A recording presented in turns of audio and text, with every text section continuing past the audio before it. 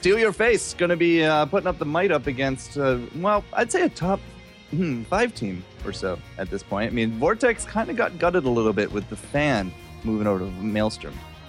That's right. They've been playing with Kenma for the most part. I'm seeing, actually, did they pick Kenma to be their sub this time as well? No, actually, it's going to be Tiger JK. Tiger JK, Zix, Taza, Syracuse, and... He's part of another team. No, he was part of Dark Arts, I think. No, some other team. That doesn't matter. Doesn't really matter why he's there. He's there!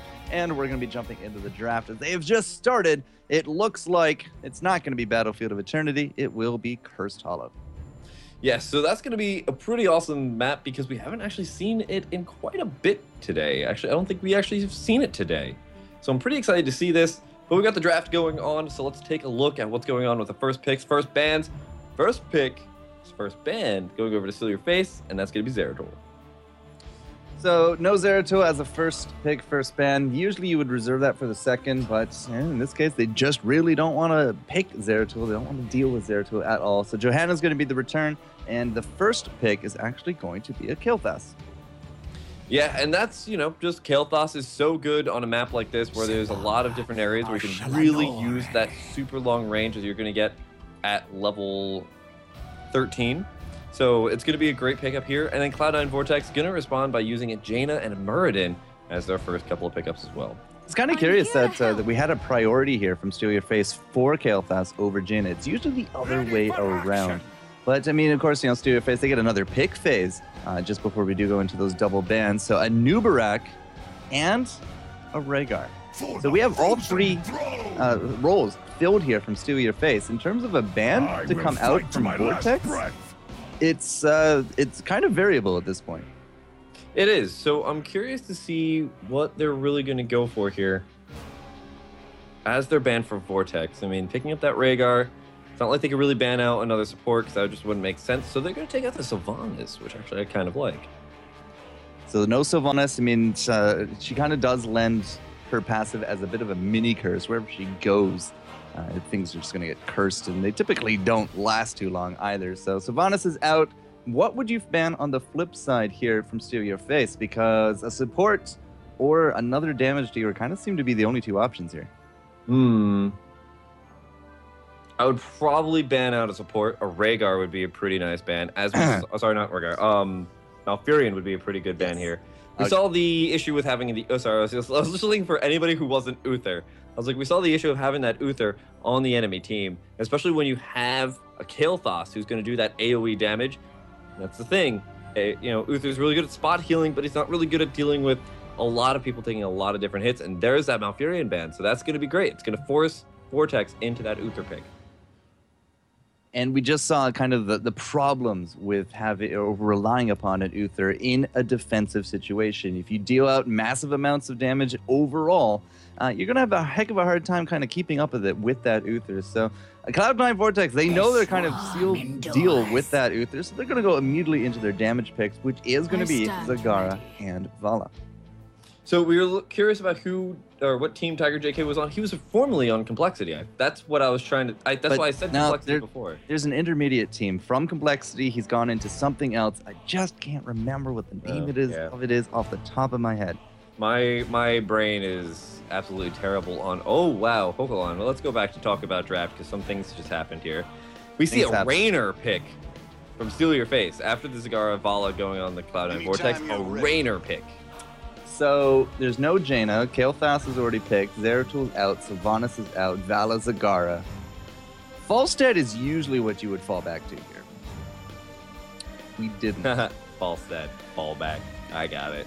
I'm on your side here. Okay. Nazeebo is a bit more interesting because we've been seeing him more and more this week. So this is like the B squad of range DPS, I guess we're seeing out here. And I don't really completely disagree with the Nazeebo, but the Rainer is a bit of a weird pickup here. It's a questionable pick for sure. We don't really get to see a lot of Rainers these days, but in terms of what would we possibly see, there has been a big push for the penetrating round builds as well as Banshees. So basically it's trying to control the fight by pushing and pulling and prodding. You get more damage out of it, cooldown reduction, and stuns later on as well. Big single target damage could be the name of that game. Very well, and that's what I'm going to be very curious to see what they're going to go for. Of course, the Zebo, as you were just saying before, we've seen him quite a bit more. And it's still very curious. I'm still not really completely sold on a Zebo, but maybe Steal Your Face can sell me on him and possibly sell me on the fact that Raynor could possibly be a good pickup later on. But keep in mind, look at Steal Your Face. They don't really have too many escapes. They have a Nubarek and a Nubarek. Not exactly a lot of usefulness right there. But how much crowd control are we really going to be bringing to the table here from Vortex? Well, Uther stuns, Mirrodin stuns, Uther's second set of stuns, Jaina slow, Zagara, Ma, Vala potentially with the rain or frost shot like that stuns or slows. We don't have really the same kind of a level of the crowd control available to Steal Your Face, do we? We really don't. But, I mean, they do have, like, the zombie walls that's going to be pretty cool. But, yeah, in terms of actual stuns, unless Raynor goes for the Q stun. I can't remember the name off the top of my head. For the penetrating round? Yeah. Yeah. Raynor talents and we don't really have names. We have effects. We don't really get to see them, like, ever. Confident Aim, I think, is the cooldown reduction. Which is level 1 is a bit more variable. You can go into the adrenaline rush builds. You can go into the penetrating rounds. Usually for a level 1 Raynor, if he's not going to be super confident, and he actually might be here with a Rhaegar. He likely not into a seasoned marksman, but probably into Give Me More for the adrenaline rush. He can actually give himself a self cleanse at level 7 as well by activating that rush manually. So that could actually lead us into a double cleanse for not only Rhaegar, but the Raynor as well. Yeah, it's going to be a very interesting to see how he plays, especially in a map like this, because a Mirrodin can easily leap and block an entire lane of escape for the enemy team. So it's going to be very odd to see, especially with Maw setting up. I mean, they could easily pick up a Maw, and then all of a sudden they could just lock down whoever gets caught in that with Jaina, with Vala, and who knows what Uther could be going for his heroic. Probably going to be Divine Shield, but what if he went for Divine Hurricane? That could be a really nice setup for a Wombo. And they don't really have too many answers for that. So it's going to be a very interesting set between these two. But Steal Your Face, I mean, we see a lot of Raynor in Hero League, and he actually has a pretty good win rate, I believe, at rank 1. But it's whether or not he's actually... I think so, actually, yeah. I've actually seen a lot of Raynors win a good amount in Hero League rank 1. Okay, well, now a lot of that I'm going to attribute is he's kind of a widely regarded counter to Butcher. Butcher will come in, stun, you can penetrating around him away, thus kind of negating a lot of that follow-up life brand, a lot of the big DPS that he can do right there. So that could actually be a big tribute as to why he has such a high win rate. But overall, as a single target shredder, Raynor has seen competitive play in the past. He's just never really been a top-tier pick. All right, so let's get on into this match.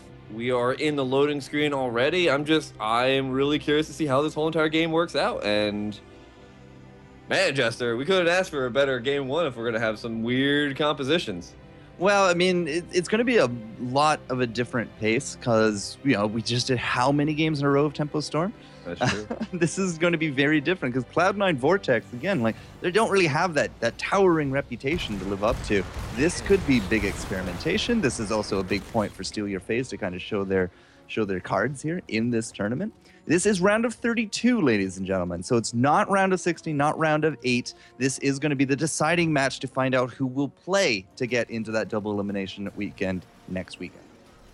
All right, so we've got our teams both spawning here on the left-hand side. It's Cloud9 Vortex. Everybody's in the money for some Battle.net credits now, but who's actually going to get on up into the round of 16 and get a little bit more of that? We've got Zix, Bobby Hankill, Tazza, Syracuse, and Tiger JK.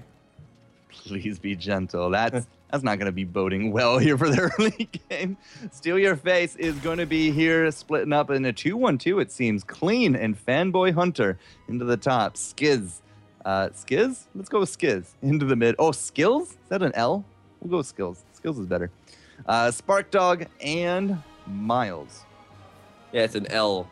Skills 711. I don't know if we can really endorse this branding of 7-Eleven in our games, though. Unless we're talking about Slurpees. I could go for a Slurpee. He's already affecting me! What are 7-Elevens? Oh, down with the new Barak as a push. Store. No. Right, Canadian. Yeah. Tazza, Zix, and Bobby Hankey are going to use that early game double stun and the Jaina Blizzard in order to grab that quick first blood. Anubarak was not prepared in that regard. What do we got for level 1 talents, Kev?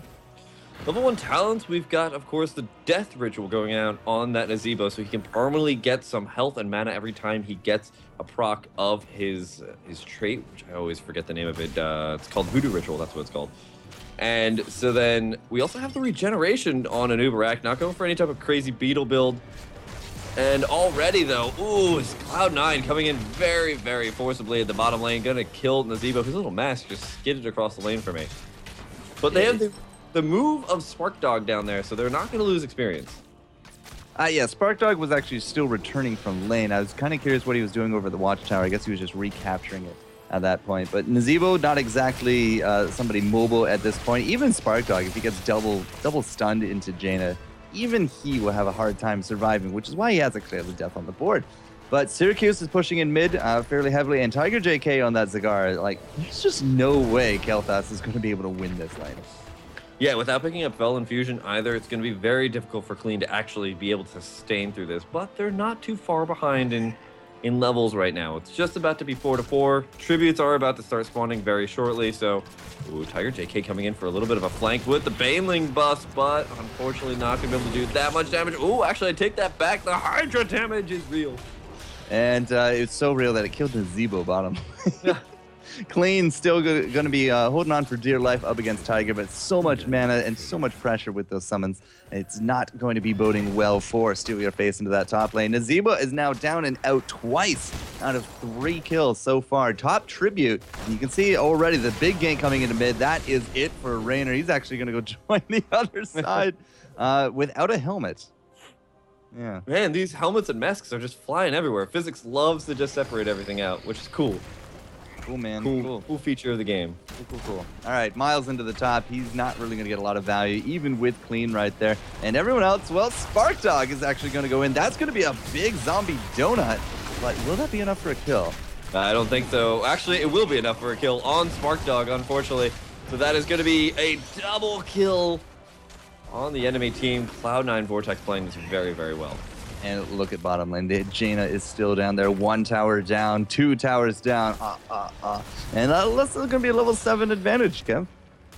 Yeah, that level 7 advantage is going to be pretty massive. With the double Stormboar coming in there from Muradin, we're going to only see him pick up the Pierce at level 7 as well. So we can see him hit an additional target. And that's just going to mean that if he hits 2 heroes, he gets an added 10 damage to his Stormbolt every single time that happens. So that's going to be really, really awesome. It's a very strong way to build that Muradin. We talked about it a couple of times now. We're also seeing Zagar go for rapid incubation. It's going to be able to keep Zagar in lane for a super long amount of time. Yeah, that channeled health and mana regeneration over 3 seconds. I mean, it's just going to be Tiger JK pushing. He doesn't have the battle momentum, so it's not going to be quite as hard to push, but it's going to be a very sustained push. In terms of that, I don't think Tiger JK is planning on leaving top anytime soon. Even if this tribute is all the way bottom, I don't expect to see him leave. I don't think so either. I feel like it's actually going to be pretty apparent that he's just going to stay up here and just push this until the cows come home, really. I mean, he's just able to just sustain for so long, but even then, rapid incubation is actually pretty good for those team fights as well. So we'll see if he's actually just going to move. No, doesn't look like it. They already have a tribute on their side anyway, so they don't even really have to contest this. No, not at all. And Tiger JK, all right, finally he's going to come join this team fight, if you can call it that. There doesn't seem to be a big congregation going from either side. Nope, Tiger will stay top. It will be a 3-man collapse on top of Tazza and Zix, but the counter collapses. We have a lot of stuns. Yes, we do, and Fanboy Hunter taking a good amount of damage, but Tiger JK comes in from the back, is going to use a flanking maneuver on Kel'Thas. He's going to go down, and so is the Rhaegar. Syracuse taking a little bit of damage, skills trying to back up here, but Spark Dog going to be able to be a little bit of a force between them. Gonna re-engage. I don't know if this is gonna be the best decision though. 9-7 in the levels. Oh my god, skills accidentally auto-attacks a creep instead of Tazza. Ooh, that could have been a kill, I think. Skills to pay the bills. Or maybe not. Tiger JK pushing up top again, level 9 to 7. We're going to be looking at a 10 to 8 for those heroics coming out fairly soon. Bobby Hank Hill once more also being a little bit of a fixture there in his lane into that bottom. The advantages have absolutely become real. And let's take a quick look here at this Raynor. So skills at level 1 did go Forgive Me More for that adrenaline rush increase. Level 4, Confident Aim for that cooldown reduction on the penetrating round. But at level 7, Revolution Overdrive, he's going to be looking to inspire the rest of his teammates. The problem is that, he gains 10% movement speed, but we don't actually get attack speed out of this talent anymore. Yeah, we really don't. So it's just movement speed. I guess the ability to really reposition his hero and make sure that he's not going to be in too difficult of a spot here. But with the strafe coming in here from Syracuse, oh man, pushing back Fanboy Hunter and everybody else, and a double kill going on into the bot lane as they were trying to defend that fort, but it's just not going to happen. And that's going to be another tribute coming up here. Cloud9 Vortex with 2 people down on the enemy team have no problem picking up this last tribute to turn it into a curse. I'm not entirely too sure I agree with that level 7 Raynor, but I also don't agree with the level 8 team from Steal Your Face trying to just kind of mount that defense. You need to just passively soak in these lanes. There's nobody top. Now there's nobody bottom. 1 fort already down. This curse is here. We got pings on top of these giants. Are we going to go for a surgical strike on this bottom keep? It looks like it. I mean, they have 3 people defending mid at this point. They don't want to lose those towers, I assume, but at what cost? They're going to start losing some keep towers already. We've got the siege giants already pushing down here. 1 tower down. The gate is about to go down with the curse still with another 30 seconds before it actually ends up falling. So they've got a good amount of time to actually go straight for this keep. Oh man, Miles is going to get eliminated so quickly. Skills in the middle of the line here.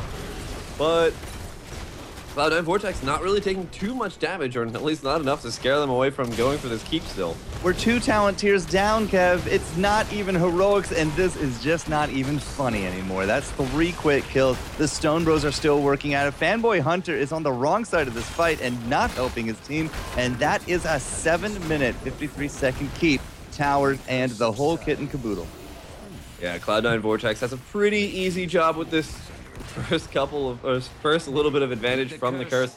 Let's see if we can actually start to level this out as we have level 10 now out here for our friends on the red side. Red-headed side? Is that what we were trying to say? Red hand side, I was gonna say. But that's the right hand side. So it became red hand. Red hand. The band of the red hand. That would be a great hero's name, I think. Follow suit with the Wheel of Time. But anyways, 14 to 10. We just got the heroics. Finally, we can mount a defense. But I'm looking at these talents. We do have the Raynor's Raider, so it is going to be the big single target focus here from Raynor himself. But Web Blast, Gargantuan, don't give me a lot of confidence. Gargantuan is pretty much the go-to I see whenever Nazebo is picked. I don't actually see Ravenous too much anymore since they pretty much destroyed the ability for it to do damage.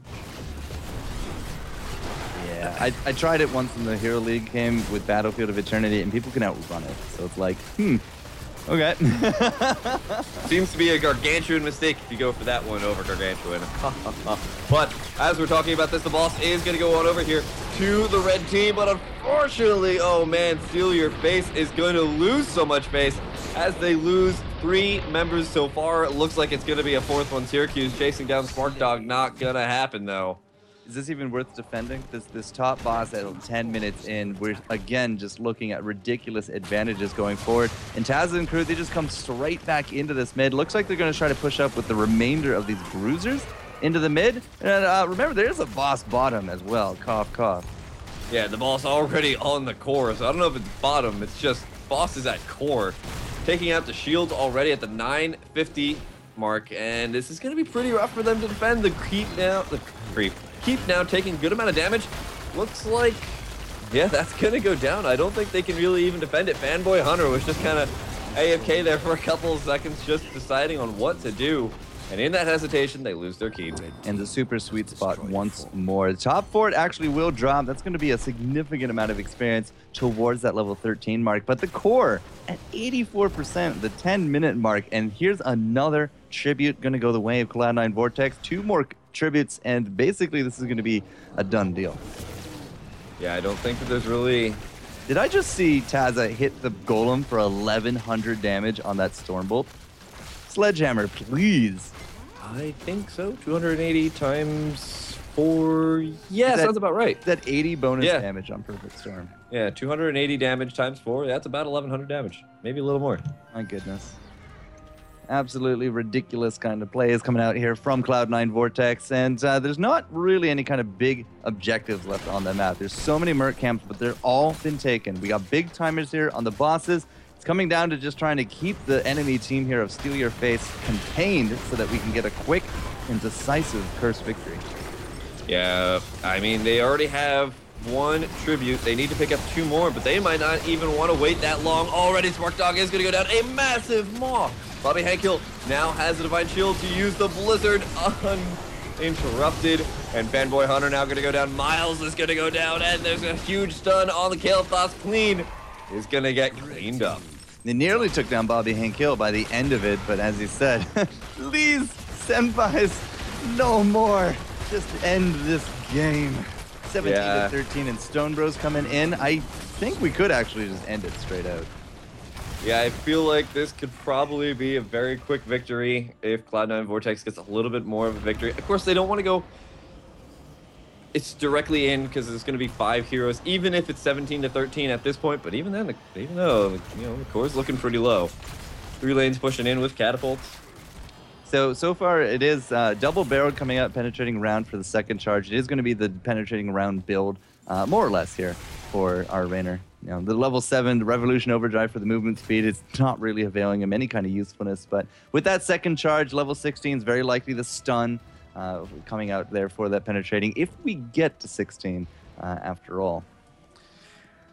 I don't know, man. I really don't think we're going to get to 16. Cloud9 Vortex now going to start taking out bruisers and let those push the mid lane. We're going to have a curse here sometime in the next 30 seconds. Yeah. And with that curse, is another set of bruisers. I mean, if they go for that, though, it's going to be putting themselves into the wolves' den. Cloud9 Vortex probably aiming to go for that set of bruisers as well. Do we even need the curse? We have a big collapse here mid. A big maw on 2 or 3 members here of Steal Your Face is going to just go from bad to worse for them. But the tribute is spawning, and Bobby Hankill will dunk it down. 6 up and 6 down. 2 very quick curses for Cloud9 Vortex. Yeah, let's see. It looks like that curse is going to come in here. The Bruisers already pushing down in the mid lane. They've got Tiger JK, they've got Zix, they've got Syracuse already raring to go. They're going to pick up the Bruisers as defense.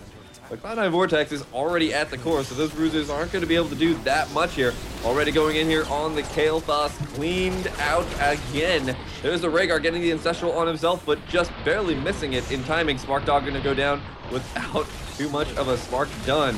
And the core is going to go down. Cloud9 Vortex takes probably one of the most confident games I've ever seen. 14 minutes, just shy of the 14-minute mark. 6 tributes up, 6 down, 4 levels lead, and just ridiculous map control abounding. 28 kills to 0.